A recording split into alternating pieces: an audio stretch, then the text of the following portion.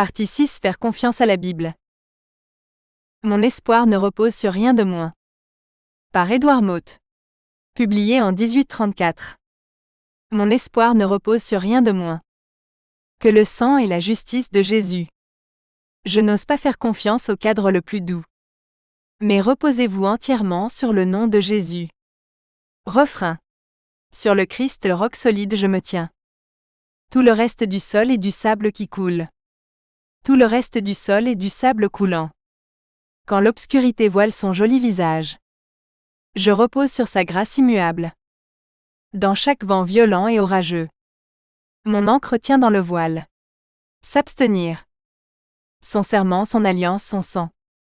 Soutiens-moi dans le déluge. Quand tout autour de mon âme cède, il est alors tout mon espoir et mon soutien. S'abstenir. Quand il viendra au son de la trompette, puissais-je alors être trouvé en lui, vêtu de sa seule justice, irréprochable pour se tenir devant le trône. S'abstenir. Chapitre 31. Faire confiance à Dieu. Il peut être difficile de faire confiance à quelqu'un que l'on ne connaît pas.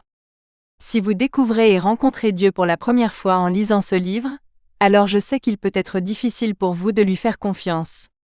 Souvent, nous accordons notre confiance à quelqu'un parce qu'un ami ou un membre de notre famille lui fait confiance. D'autres fois, c'est parce que nous avons confiance dans les références et les antécédents de la personne. Je veux vous rassurer, et vous donner quelques raisons concrètes et solides pour lesquelles vous pouvez faire confiance à Dieu.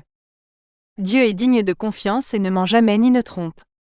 Ces psaumes parlent de cette vérité concernant Dieu. La loi de l'Éternel est parfaite, elle revigore l'âme. Les préceptes de l'Éternel sont dignes de confiance, ils rendent sage l'ignorant. Psaume 19, 7 Nouvelle Version internationale. Car la parole de l'Éternel est véritable, et nous pouvons nous fier à tout ce qu'il fait. Psaume 33, 4 Traduction nouvelle vivante. Ton règne est un règne éternel, et ta domination subsiste de génération en génération. L'Éternel est fidèle dans toutes ses promesses, et fidèle dans toutes ses œuvres. Psaume 145, 13 Nouvelle Version internationale. Dieu est fiable. Dieu fera tout ce qu'il a promis de faire, parce qu'il a toujours fait ce qu'il avait dit qu'il ferait. Les actions passées de Dieu prouvent qu'il est fiable et digne de votre confiance. Une façon concrète d'examiner cela est d'examiner les prophéties bibliques. Une prophétie biblique est une écriture qui parle de quelque chose dans le futur. En comparant l'histoire aux prophéties bibliques, nous pouvons voir si ce que Dieu avait annoncé s'est réellement produit. Dieu a toujours existé, et existera toujours. Il vit hors du temps. Il a créé le temps. Dans ce verset, Alpha signifie début et Oméga signifie fin.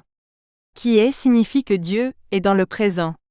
Qui était signifie que Dieu était dans le passé. Qui doit venir signifie que Dieu est dans le futur.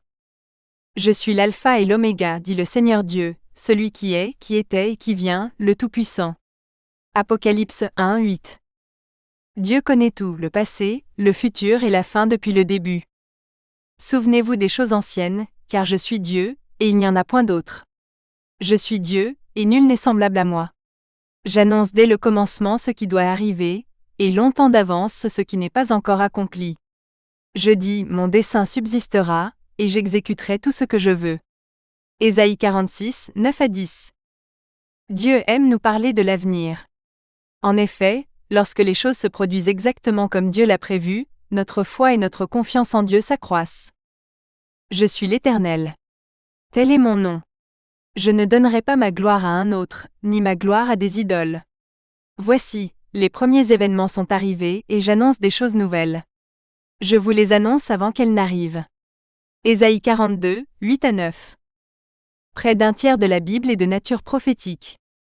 Cela signifie que les événements ont été écrits avant qu'ils ne se produisent.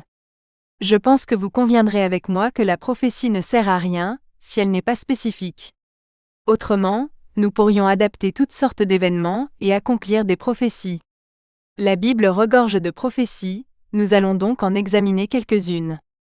Ce faisant, vous verrez que les prophéties bibliques sont très spécifiques et que leur accomplissement n'aurait pas pu être orchestré. J'espère que cela vous aidera à réaliser que vous pouvez faire confiance à Dieu, parce qu'il fait réellement ce qu'il dit qu'il fera.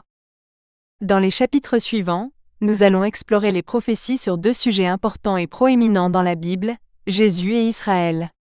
Il y a plus de 300 prophéties dans la Bible concernant la première et la seconde venue de Jésus. Jésus en tant que sujet représente 4% du contenu prophétique de la Bible.